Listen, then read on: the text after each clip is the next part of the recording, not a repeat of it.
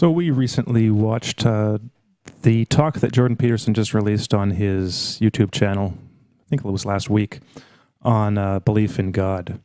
We'll have a link to that one in the show description below. It's a talk from, I think he did it last year when he was in Australia, but he put it online because he'd recently done a talk with Dennis Prager of Prager University, where he talked about this question, which he brings up pretty regularly in public, and that's his response to the question that he often gets, like, do you believe in God? And he's often said he doesn't like that question. He doesn't like answering that question. So in this talk, he goes into why he doesn't like that question. And he kind of gave a few kind of summary points in his discussion with Prager on it, but this talk is kind of like the most in-depth version. And so we're going to talk about a few of the things that he says because, as usual, he says some really interesting things. Maybe we'll start out just by playing a clip because I guess it might not seem related to the question, but it is like Jordan says at one point that this is like the thing that he knows, like it's kind of like the deepest truth that he's aware of, that he like feels and knows to be true. It's this idea about the nature of consciousness, and this will have relation, as we'll see afterwards, to the question, and to the idea of and the practice of belief in God, whatever that means. So let's just play that clip, this first clip on consciousness, and then we'll discuss it afterwards. Human consciousness is that potential itself. I think there's good neurological evidence for this, by the way, for those of you who are scientifically minded, because we build circuits within us for habitual action that seem to run in a very deterministic fashion. And we are a strange combination of deterministic and non-deterministic as far as I can tell. But what our consciousness seems to be for is to encounter those things that we have. And those things that we have not yet encountered seem to me to be those things that have not yet been brought into being.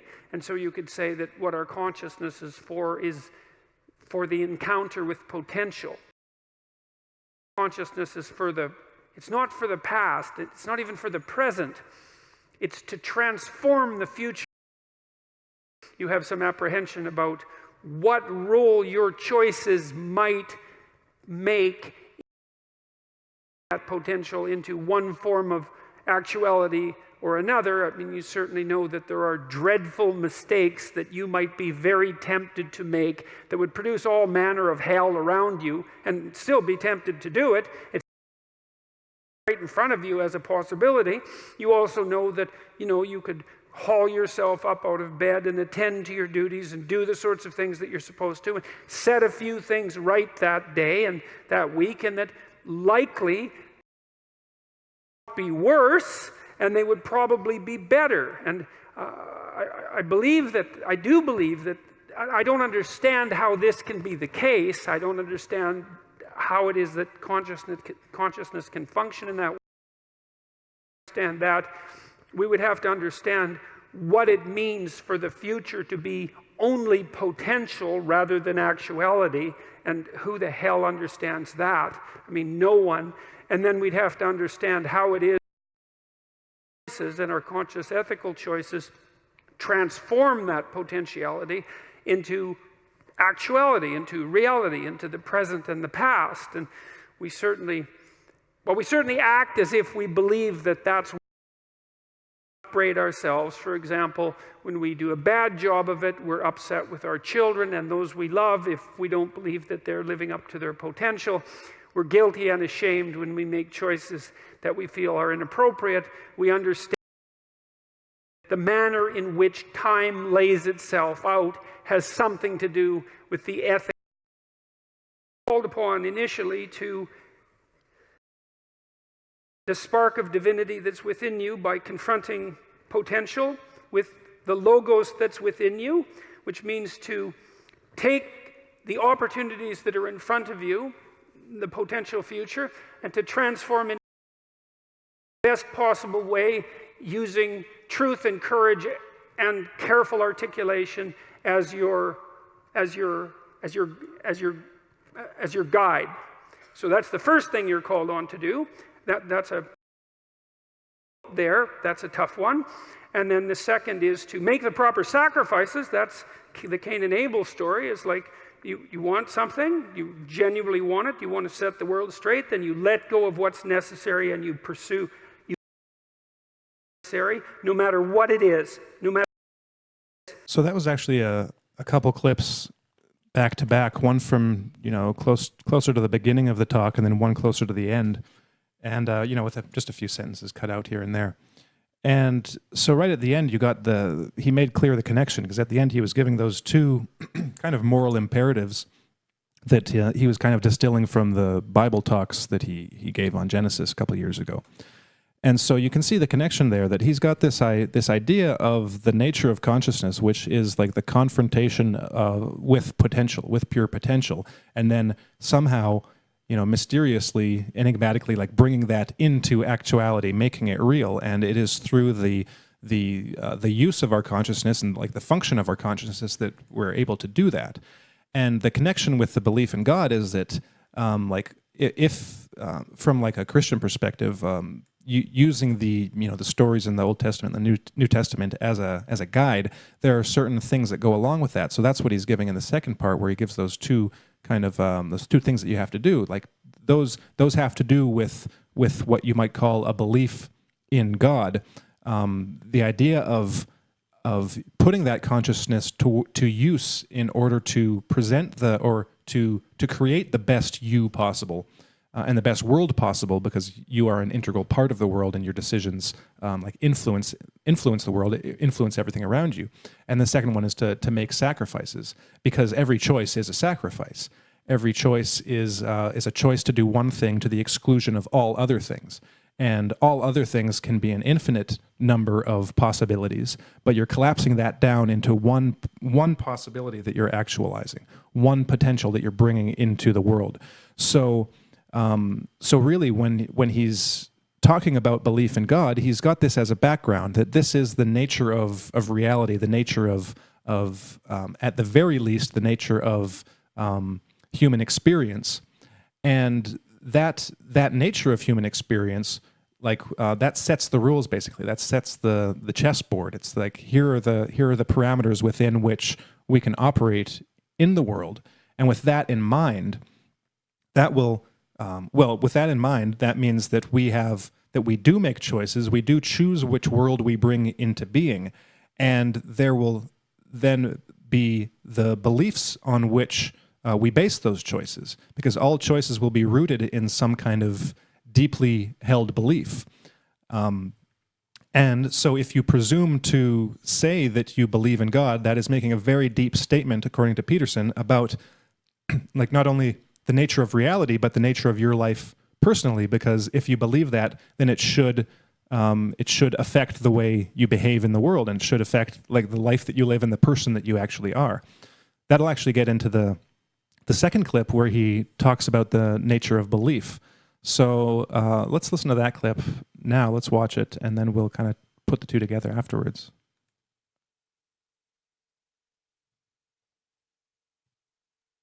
What right do I have to say that, to make that claim? I believe in God. Well, what's the claim? Is that the claim that I'm a good person somehow?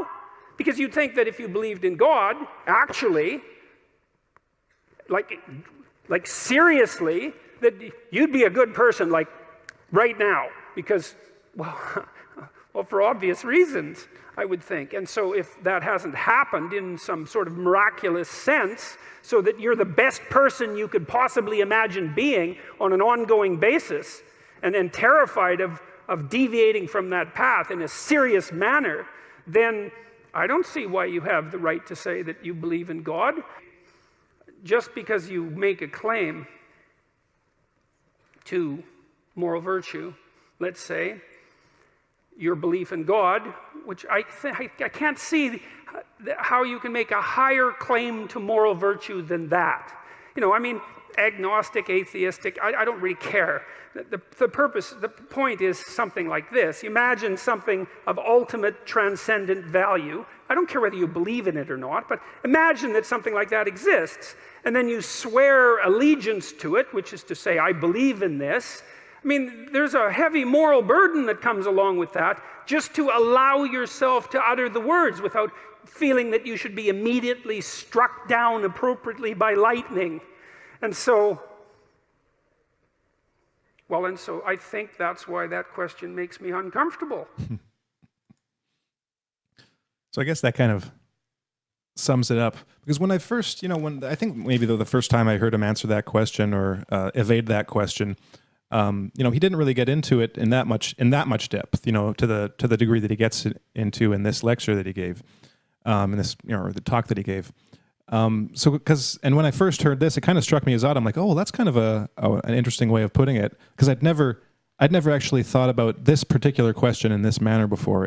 For me, it was always like, either you say you believe something or you don't, and if you believe in it, you've convinced yourself of it based on some kind of like rational grounds. But he takes it from a totally different angle, like that doesn't seem intuitive on first sight, and I think, just look at the number of people, for instance, who say they believe in God or they don't believe in God. And when you look at someone like Peterson, and then you look at all the people that say that, you realize how shallow, most people's belief or most people's understanding of what it means when they say they believe in something is. And here's Peterson like laying out something that once you hear it, it says, oh yeah, well that makes total sense. Because even if you just take something simple, like when someone, like in a court of law or something, when there's a witness that says something, and then you either believe them or you don't believe them. If you believe them, then there are certain things that go along with that belief. You will act in such a way that is that reflects that belief, essentially. So, and it doesn't even have to be that. It can be as simple as like opening up a drawer, and the drawer in your kitchen to get some silverware out. You open it with the belief that the silverware will be in there when you open it, or that's the drawer that it's for. So if you actually believed it, that's what you do. If you didn't believe there was silverware in there, you wouldn't open the drawer. Or like maybe to find another example, like if you say you believe in something, like let's say, like I believe that you, Corey, are a person worth talking to, and I want to hear what you have to say. And let's say I say that I believe that, but let's say that in practice, I totally ignore you and I never listen to what you have to say. Like there's a disconnect between my stated belief and the action that should go along with that belief. The two should go together. If you believe something, you should act in such a way that demonstrates that belief. And that's all he's saying here. It's like it doesn't matter whether it's something extremely simple and mundane, or if it's the biggest question about life, the universe, and everything. So he's essentially saying, well, this is the biggest question. This is potentially the most important, the most valuable belief that a person can have, and people will just treat it as if it's just a simple belief, when there are so many things that come along with it that aren't even thought about or are ignored, or just aren't that most people just don't think about. They don't think about it deeply enough to get to that level of like analysis. Yeah, what you say, there's so many things that go along with that. Like you said, that the question of do you believe in God comes off as just like this Disney World kind of fairy tale type question that's ignoring, like Peterson points out, all of, and what you point out, everything that goes along with it, which is just eons of history and thinking and moral conduct, ideals, and a whole theology and a metaphysics that has a certain view on the world and what it means to be a human being, what it means to face reality, what's right and what's wrong, and an idea about the ultimate thing that connects all of existence, which is God. This idea that, it's just, do you believe in God? When, somebody, I don't get asked that question very often. I'm sure most people don't really get asked that question very often. But when I think about it, I think that if people were to ask me that, I would feel like it was a little bit intrusive, because you don't get the impression that they're asking you, what are your deepest thoughts about the existence or non-existence of an ultimate, binding force that instills value in the universe. It's something, and especially at this point in time, it's just such a minefield of, just so many contradictions about, Christianity and, Islam and there's just so many different things in the identity politics on, both sides of the, political spectrum, that just that simple question, do you believe in God, just comes off as very trite and very kind of naive and juvenile. And I can see why it would irk someone like Peterson, and why he brings back to the conversation all of those elements, especially the moral imperative that goes along with believing that there is a supreme deity that rules the cosmos, and God, the idea of, do you believe in God? Like he asked in the speech, is that just the words? What are you really asking me? Just do I believe in God? Because to believe in God is to believe in something that is just theoretically, you don't really have necessarily, we haven't had for eons evidence to support in any sort of meaningful way. You don't have, the material evidence, so to speak. There's plenty of propaganda out there that materialism is all that exists, and that's held sway for a long time. But, to venture into the topic, just in public without even a just with an idea like, now you have 1 minute to to solve the mysteries of existence. Well, and I think here's now go. I think he said this before too, and I think he said it in this talk, is another thing is, well, what's the motivation of the person asking the question? Because oftentimes it seems like as polite as the question may be, it's kind of like are you or have you ever been a member of the Communist Party, except the reverse? It's like, it's asking the question, like, are you part of the club? It's like, well, do you believe in God? Like, are you one of us, us Christian believers? Or, put any other like religious identity group, in any other context, and it's the same thing. It's like, are you a member of the club? And it's like, that really, I think, is oftentimes where that question is coming from when people ask that question. So you've got like, you can already just like eliminate like maybe 90% of like the instances of that question being asked just by people trying to confirm that you're part of their club. Then maybe I'm being generous that there's 10%, that aren't that, but one might just be like an honest question. It's like, oh, well, do you believe in God? Like, I haven't really thought it through, but I'm interested in something, and I'm not really quite sure what I'm interested in, so I'm going to ask this question because I think it might go in an interesting direction. But when you ask that question too, like one of Peterson's other responses, well, what do you mean by belief and what do you mean by God? Because there are all kinds of assumptions behind the idea of God. Like, well, what do you mean by God? There are potentially as many variations on what God is, what that word means, as there are people that live on this planet. And so, like, because each person will have an individualized experience of that word in their, growing up, the ideas that have become like, accreted to that word, and then they're like their own unique personal experiences that contribute to that effect.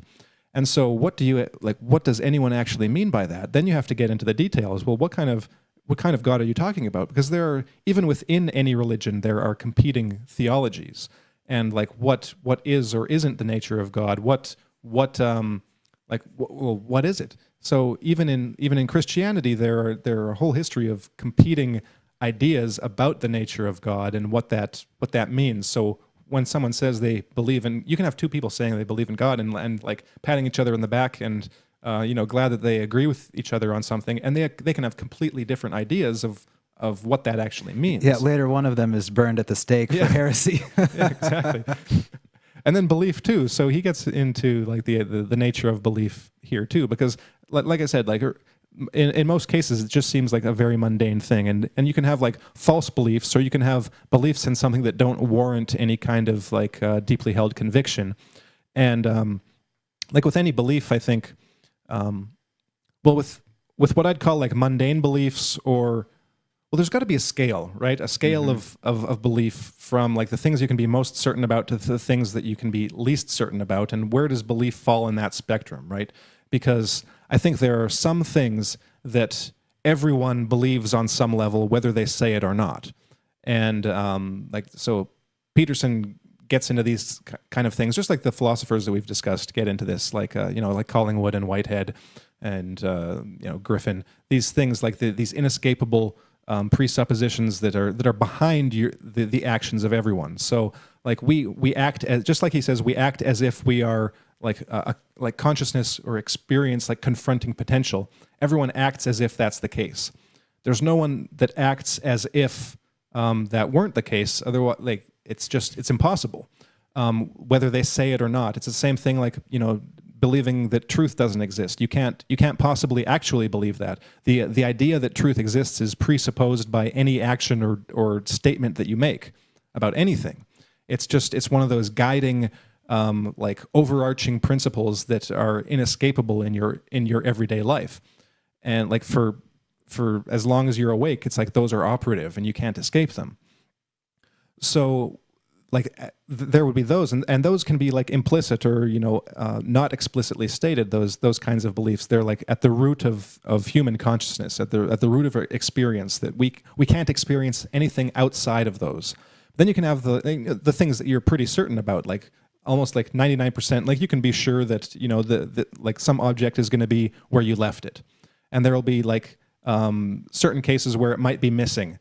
And those will be explainable in that 1%. It's like, oh, well, I moved it and didn't realize it, or forgot about it, or someone else moved it, had access to it and moved it. But like for the most part, you can be fairly certain that that object like still exists. It hasn't just popped out of existence. But leaving open that tiny possibility that it can pop out of existence, that maybe it can. And I think that's kind of more controversial, but I'd even be open to those possibilities. That there are anomalies in like physical reality where things go wonky, and you can't necessarily explain it. So even given the things that we about like the physical world that we can be fairly certain about, there's still a tiny bit of room for error. But then you get into the things like like in a court case where there's conflicting testimony, and it's like, well, what do you believe? Well, people believe things all the time, right? Especially, I mean, you see this.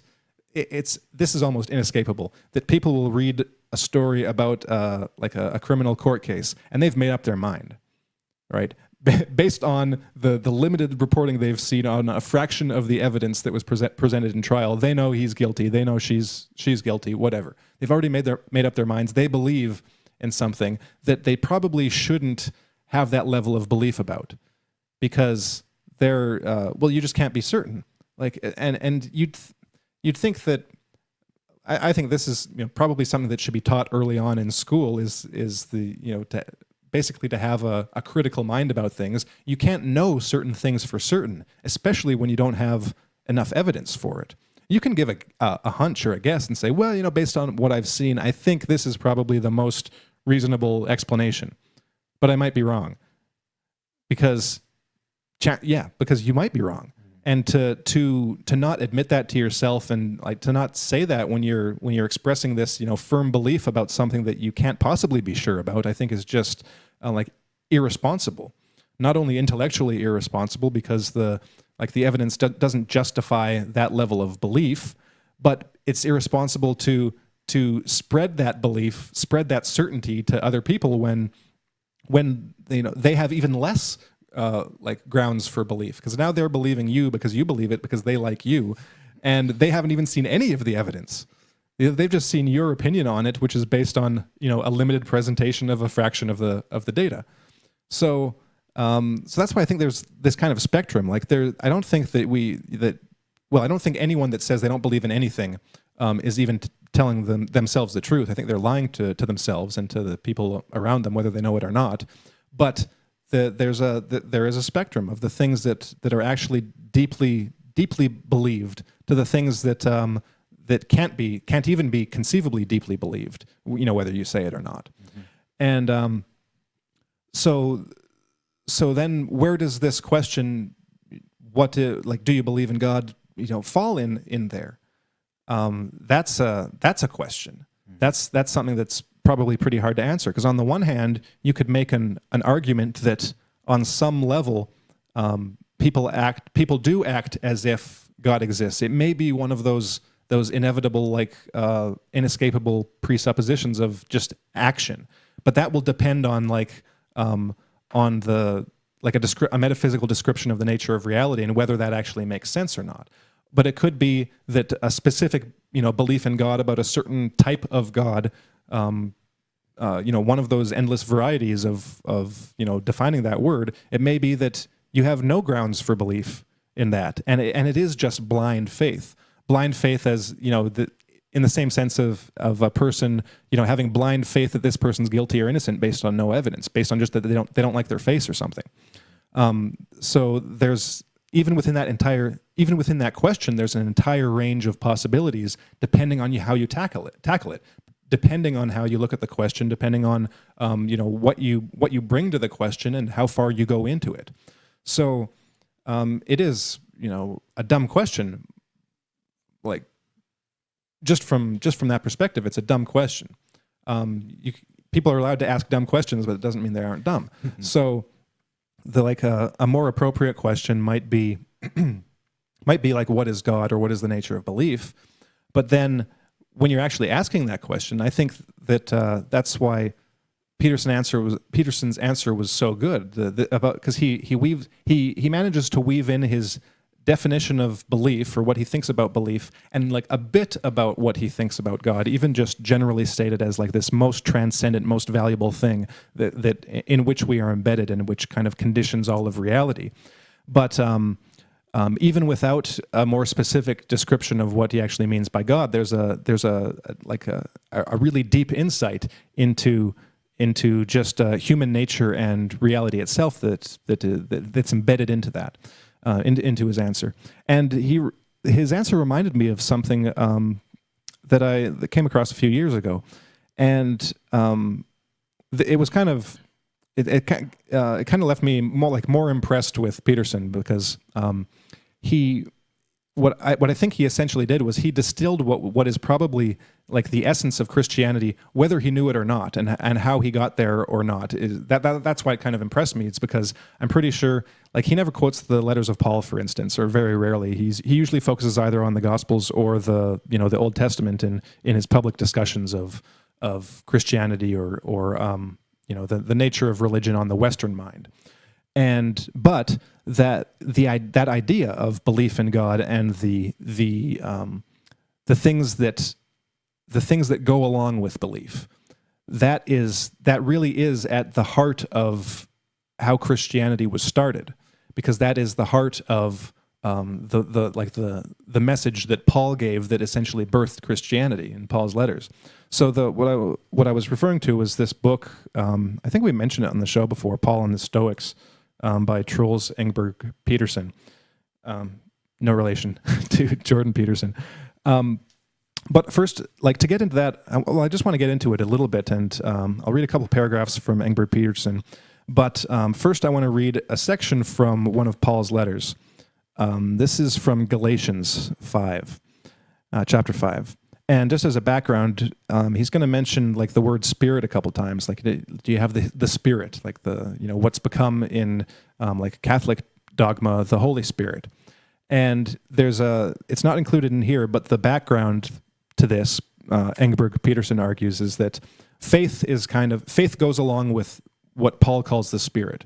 When you have faith, then you basically have access to the Spirit, and the two are kind of intertwined. So the more faith you have, the more Spirit you'll have, and the more Spirit you have, the stronger your faith will be. But those two concepts are kind of inextricably intertwined in some way. So this is what I'll just call him TEP. This is what he calls the core of Paul's gospel and the core of this letter. It's embedded actually in this beginning paragraph, but I'm going to read three paragraphs. So he writes, For you were called to freedom, brothers. Only do not use your freedom as an opportunity for self-indulgence, but through love become slaves to one another. For the whole law is summed up in a single commandment: you shall love your neighbor as yourself. If, however, you bite and devour one another, take care that you are not consumed by one another. Live by the Spirit, I say, and do not gratify the desires of the flesh. For what the flesh desires is opposed to the Spirit, and what the Spirit desires is opposed to the flesh. For these are opposed to each other to prevent you from doing what you want.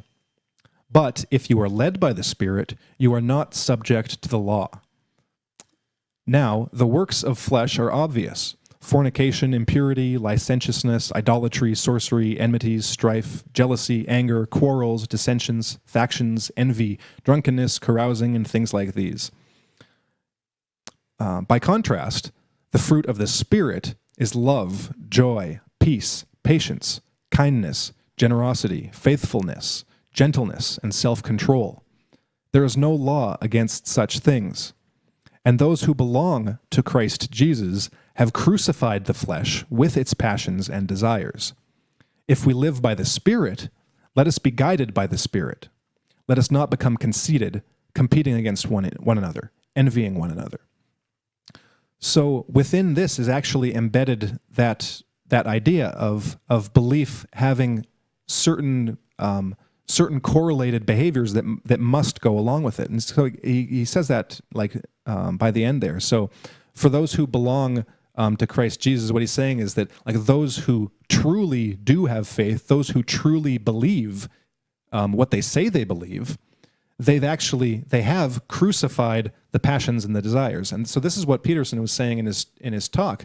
It wasn't in the clip, but he basically in that discussion he says if a person truly believed in God, their personality would be transformed. They would be living in such a way that all of that dead wood would be burned off. They would essentially be living or fulfilling their true potential, being the best version of themselves they can possibly be, and having the best influence on the entire environment around them as is possible in this world. That's what Paul's saying too. So he's saying that if we live by the Spirit, let us also be guided by the Spirit. He's essentially saying if you believe these things, if you have faith and if you have the Spirit, because the two go together, you will be behaving like this. So I'll read what TEP has to say about that, because it's his idea and he says it pretty well. So he's giving what he calls the solution to the problem, because within the letters of Paul, it's evident that having what he calls Christ faith, having this faith, means that you are sinless, that you're essentially perfect in some way. But the problem is that he's writing these letters and he's telling all of these people who presumably have the Christ faith that they're getting it wrong and they're engaging in all these bad behaviors. And so he's trying to exhort them to essentially become better Christians. And so Engbert Peterson says that that the solution goes something like this. So whether Christ believers will act properly or not depends on whether they will let themselves be led by the Spirit. But they will not be able to do this unless they have grasped and understood that acting properly constitutes the actual content of being led by the Spirit. In his paranesis, which is basically his teaching method, Paul therefore spells this out to them. He aims to make them see that living in the Spirit consists in having the other directed mental states, mental states directed to other people as opposed to oneself, and that's the flesh, towards one's own passions and one's selfish passions and desires. So as opposed to being commanded by the law to do or not do certain act types, and acting on them, acting on those mental states. And this total crucifixion of the flesh constitutes the true content of having come to belong to Christ. However, as we know, his activity of spelling this out has the form of reminding them of something they, in a way, already know, and appealing to them to remember it. For Paul presupposes all through that they in some way do live in the Spirit and basically do see themselves as belonging to Christ. The rationale for this use of paranesis, understood in this way, is therefore that if they want to come if they come to see and grasp that what Paul has spelled out to them constitutes the actual content of belonging, where they already belong, then they will let themselves be led by the Spirit in the way Paul has described this. And then they no longer will, indeed no longer can, act improperly. So Paul essentially is taking it, or did take it, from kind of the opposite side of Peterson. So Peterson's saying, essentially, who has the gall to say they believe in God when they aren't acting as if they believe in God, and they can't possibly because they aren't perfect yet.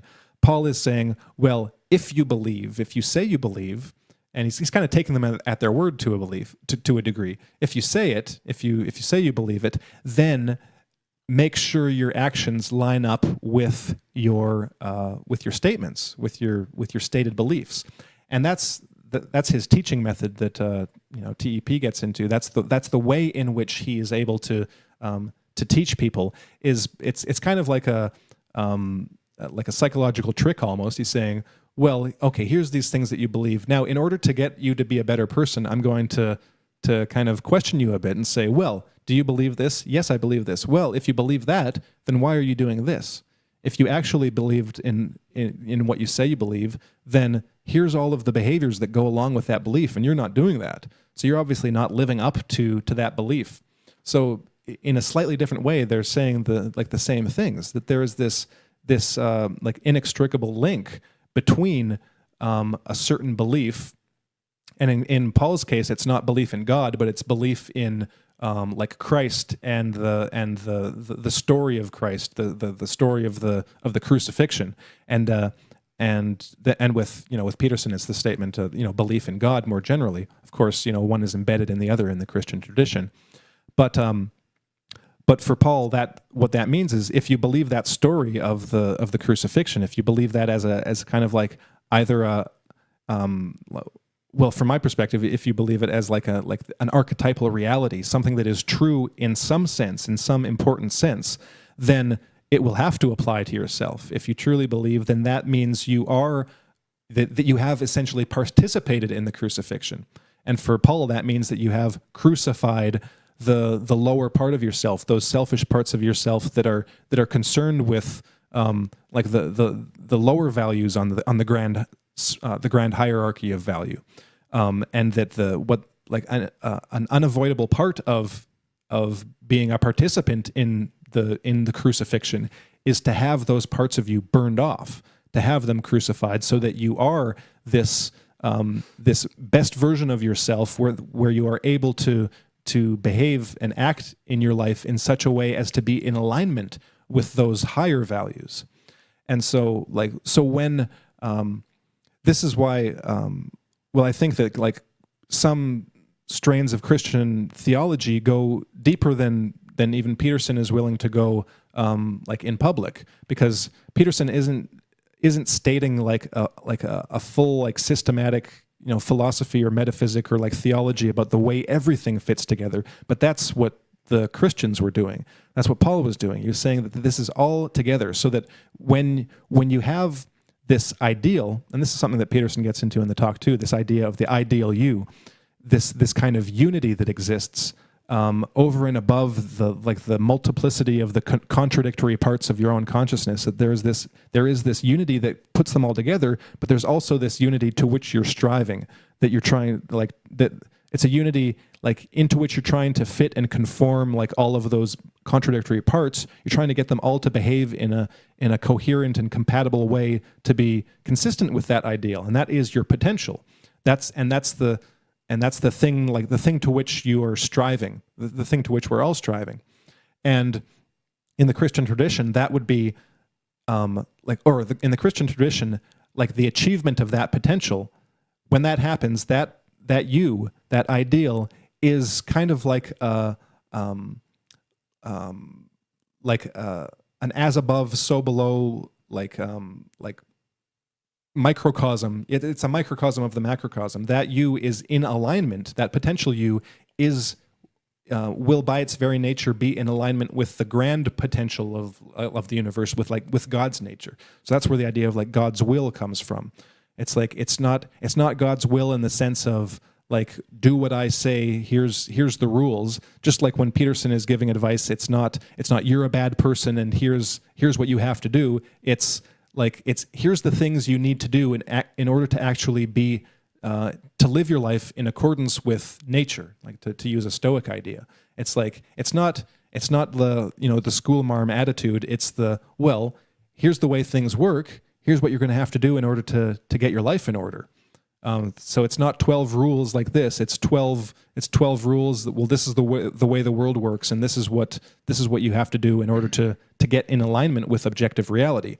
And that's essentially the same thing as the Christian idea of like God's will. It's like God's will is, here's the way the universe is structured, like ethically and morally. Here's the hierarchy of values that exists, whether you can see it or not, and whether you like verbally admit that it exists or not. Here's the order of the universe.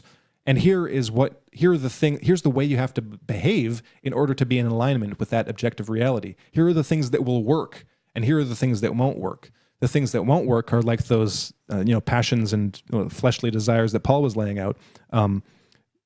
Like licentiousness, jealousy, anger. It's like all of those things that not only like destroy your own soul, but then bring conflict with the people around you, and so not only destroys your life, but makes the lives of those around you a little bit worse too, or a lot worse. But when you are in alignment with, in the Christian tradition, with God's will, it's like that's where you kind of like you are in alignment with reality, where what you do now contributes to the betterment of the whole, and that's essentially what the idea that Peterson has been getting across for all these last years that he's been in the public eye, and previously when he wasn't, just with his students and with all of his the people that he deals with in his clinical practice or dealt with. It's to get people to inspire people to adjust their lives from the most tiniest decisions, the most mundane and like seemingly inconsequential decisions, in order to get them on the path of not only creating a better self, but expanding that sphere of betterment, right? And how he often puts it, it's like what's good for you, what's good for your family and your friends and your community and your society and the world, and expanding that out. This is what the kind of universalist Christian tradition expands it out to the whole universe. It's like what you do actually does matter, and the decisions you make will have an influence, a change. A change for the better or the worse of the entire future course of reality, essentially, of the universe. So that's kind of like that's why I'm often so impressed with Peterson, even if I don't agree with everything he says. Is that like you can tell that he's thought deeply about the things that he talks about, and when he has an insight, it's like it'll be because it seems to be because I think it is for those insights that I think are true. I think that the reason they're true. I'll rephrase that. The insights that he has relations to totally seemingly unrelated concepts and applications and ideas. And I think the reason that they have those applications is because they are true.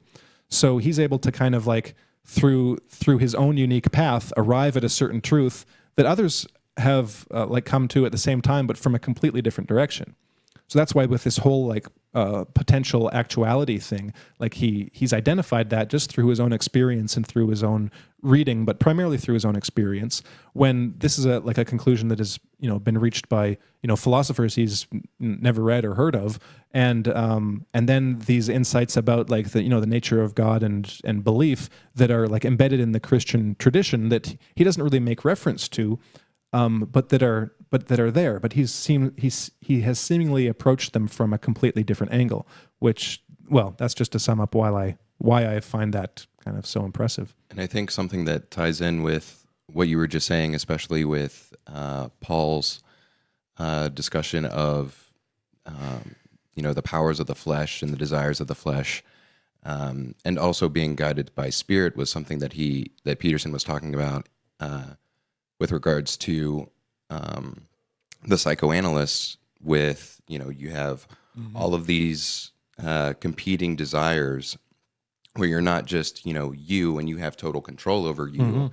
There is like a unitary you, but within that is just the giant mishmash of all kinds of different desires and preferences and whatnot. And the other thing that he was talking about with that at the very beginning was Socrates and his daemon. His inner guiding voice, which you could call the spirit of Paul, essentially, to help guide you along in the process of integrating all of the competing desires and faculties of you towards something in Paul's case that you say you believe, which is I believe in the story of Christ. And so okay, so here's how you can take all of those things and piece them together such that it warrants or justifies, or I'm not sure what the correct word would be for it, but you embody basically the belief fully, so you're not a hypocrite and people can trust you and take you at your word, because now they know that your word is solid, because you've shown in your actions that not only do you say this, but then you do it. Yeah. And I just thought that was interesting. Yeah, that was a good point. I hadn't made that connection either. That in the talk, he actually, when he was talking about the psychoanalysts, and that multiplicity, that really is what Paul's describing too. So the psychoanalysts just, they just rediscovered the things that were embedded in the language of religion, the kind of often symbolic, often inscrutable, and often misunderstood language of religious traditions. That there are these competing impulses and passions and desires in us. Those are that multiplicity that he talks about, and they're in conflict with each other, and they're contradictory, and they often, if left to their own devices, will lead us down.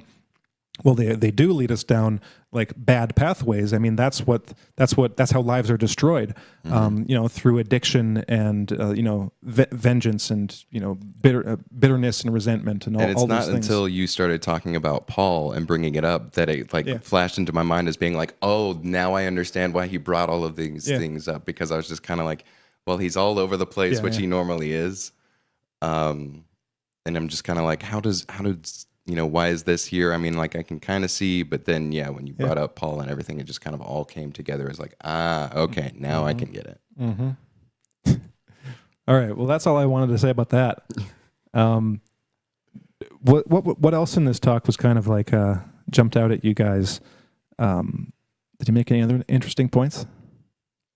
Well, the one thing, or another thing that I thought was particularly worth noting, or at least mentioning, again, in his discussion or description of Socrates and his life, he makes an interesting draws an interesting conclusion, where he notices that, or Socrates, after he's told to leave the city that he was in because they didn't like that he was corrupting the youth with truth. He's always tried to listen to his daemon or his conscience, and the conscience told him not to leave. And so he's well, maybe it's worse to just roll over than to die. And so he was able to gracefully let go of life. And so it was, what Peterson said was maybe there's something to be said for a life that is lived to the extent, or in a way that you're not missing out on opportunities, or you're not listening to your conscience, and you're actively doing the best that you can and listening to your conscience and acting on it. And if you do that, then at the end of your life, it's just kind of okay, I'm done. You've lived your life. You've lived it. Well, essentially, it sounds cliche, but to the fullest. So Socrates had lived his life to the fullest and experienced everything that he'd experienced enough life and in such a way that that that the choice that he made was the right choice, and it made sense, as the culmination of his life. But I think that even Peterson said that in itself is contextual. Like for Socrates' life, like he'd lived his life. That might not have been the right decision to make when he was like 16, right? Because he hadn't encountered all that potential. He hadn't developed the potential him into the Socrates that he became. And just thought I'd add that. Well, Corey, you had some stuff on like bringing this to some things that Collingwood discussed, right? Because we discussed Collingwood, so. And in Speculum Mentis, I believe he talks a lot about religion. So did you have anything to say about the connections there? Yeah, I could just, I think I might read a couple passages from Collingwood's book. I think it was The Philosophy of Religion. I can't remember the title right off the top of my head. He's got a number of works on religion. He's got at least one book dedicated to the philosophy of religion and how it... and what role it plays in the world. And so I wanted to read this quote because just in terms of the question, do you believe in God, and just what we've been talking about it, Collingwood has something really interesting to say. He says, the determination of what I believe about God or about anything else is not a different thing from the question whether that belief is true. To believe a thing is to regard it as true, and to attach a meaning to a word, to believe that this and no other is the right meaning, is to assert that the thing which you so name exists, and exists in this form and no other. Nor can we escape this conclusion by quoting the time-honored instance of the dragon, in which, it is supposed, we attach a meaning to a word without believing that the thing so named really exists. For dragons do exist in fairyland, and it is only in fairyland that the word has any meaning. Which I thought was which was one aspect of why Peterson probably doesn't like to be asked such a question, because it is, if you're asked, do you believe in God? And then implicit in that is, do you know God? Do you actually have enough knowledge to know that your belief in God is true, that you know what the highest God in the entire universe is? And on what can you possibly base this belief? I mean, obviously, we base these beliefs on authority. For the most part, we base the belief on things that we were told through, stories or through church and through culture, or we base our disbelief on similar through friends or through, atheist book clubs or, through different things. But at the same time, authority has its place because we can't possibly understand these things in one person's lifetime. You have to take some things, based on authority, but at the same time, to say without the slightest hint of humility, oh, I believe because I know for sure. Well, are you really saying that you believe in God, or are you talking about fairyland God, as Collingwood says? Is this the fairyland God that exists in your imagination? It's like a fairy tale world version of God that looks down on you and loves you, and Jesus, take the wheel. The kind of God that's just like, oh, it's hard times, I'm just going to step back and let God take care of this. That. Or are you believing in what Jordan Peterson is talking about when he kind of sidesteps this big issue of the death of God? It's like in this modern age, so many people are so materialistic. So, like I need physical evidence, hard evidence. And, he's saying, well, I act as if it is true because it is better for everyone involved if I do. And because of my experience and from what I understand and know about the way the world works, and as a psychologist, obviously he has plenty of reason to have this belief. That was really, I think, the only thing that I wanted to say from Colin was just because it was just it just fit so perfectly with what Peterson had to say. Well, I mentioned earlier that one of the motivations for asking that question is to, just as a means of testing whether you're in the same club or not. But there's another, probably within that 90% that I mentioned, there's probably maybe a large chunk of that is asking, do you believe in fairy tale God, fairyland God? Like that would be an atheist asking Peterson, as in, do you really believe in God? Like, are you really saying that you're some superstitious, nobody who believes these fairy tales. So that too is kind of a trick question coming from a certain type of person. So you can have it from both ends of the spectrum. So not only do you have to dodge the questions from the true believers that are just trying to get a statement of faith from you to know that you're on their side. You also have the people who are challenging you, like, oh, do you really believe in Bigfoot and aliens? It's kind of like that's a whole other topic. But dragons is a better one.